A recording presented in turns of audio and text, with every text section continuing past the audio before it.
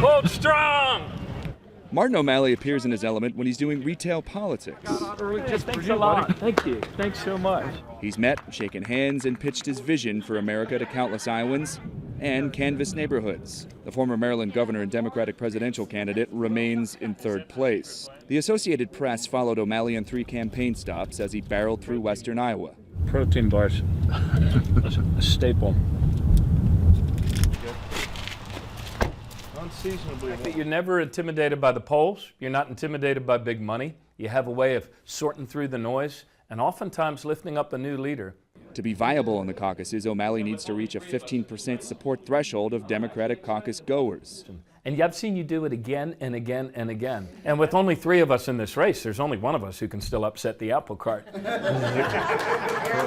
Recent polls suggest that could be a daunting prospect, but the candidate doesn't appear fazed. And we've been campaigning the Iowa caucus way, which is to go in your car and go one town at a time and to meet with the people who are actually the opinion leaders when the caucuses are held. He says underdog status suits him fine. Well, that's the way the challenging candidates surprise on caucus night. You have to go and meet people. And I think it's actually the most refreshing thing about this presidential process, frankly, that the individual still matters at this stage. Between campaign stops, he maintained his steadfast belief that his message is reaching the Democratic faithful.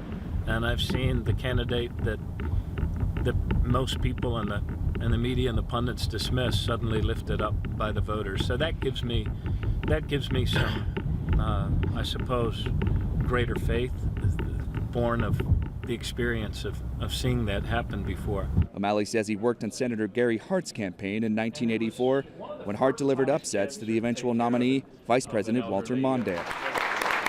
In each appearance, O'Malley looks to differentiate himself from his opponents by showcasing his executive experience. He hopes his up-close and personal style will appeal to Iowans and that will translate into support. Sometimes he'll even grab a guitar and entertain the crowd.